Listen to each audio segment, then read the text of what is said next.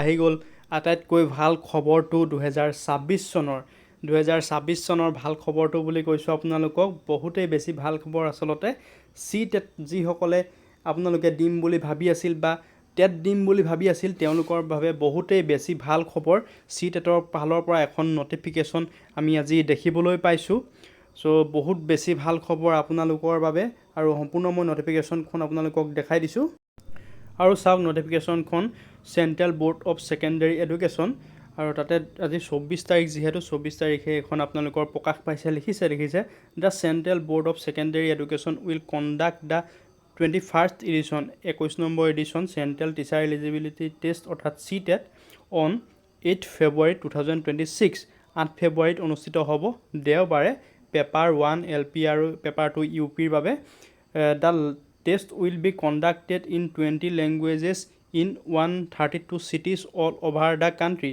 গোটেই আপোনালোকৰ ভাৰতবৰ্ষত 132টা মানে চিটিত আপোনাৰ এইখন অনুষ্ঠিত হ'ব টেট পৰীক্ষাটো আৰু 20টা লেংগুৱেজত অনুষ্ঠিত হ'ব। আমাৰ অসমীয়া বিভাগো ইয়াতে আছে আৰু অসমৰ যিসকলে দিম বুলি ভাবি আছিল টেট আজিকালি যিহেতু টেট টেটৰ কোনো ধৰণৰ পাৰ্থক্য দেখা নাযায়, এপ্লাই কৰিব পাৰে সকলোৱে। টেটত পাছ কৰিলেও আপোনালোকৰ অসম চৰকাৰৰ চাকৰিত তো কোনো ধৰণৰ এতিয়া দিগদাৰ নাই। আপোনালোকে যিসকলে BEd পাছ কৰি আছিল বা DLEd পাছ কৰি আছে তেওঁলোকৰ বাবে খুবেই বেছি ভাল খবৰ। আৰু তলত লিখিছে the dated information bulletin detailed information bulletin containing details of examination syllabus languages eligibility criteria examination fees examination cities and important that's will be available on TET official website.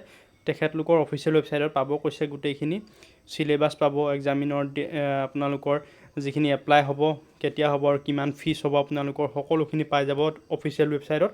আপোনালোকে অফিচিয়েল ৱেবছাইটটো ভিজিট কৰিব। এইটো চাওক আপোনালোকৰ official ৱেবছাইটটো মই যিটো red চিন মাৰি দিছোঁ তাতে আছে। খুবেই বেছি ভাল খবৰ আপোনালোকৰ বাবে যিসকলে অপেক্ষা কৰি আছিল টেট দিম বুলি। আপোনালোকে কোনে কোনে অপেক্ষা কৰি আছিলে এটা কমেণ্ট কৰিব আৰু এনেধৰণৰ আপডেট পাই থাকিবলৈ আমাৰ ইউটিউব চেনেলটো ছাবস্ক্ৰাইব কৰি থ'ব।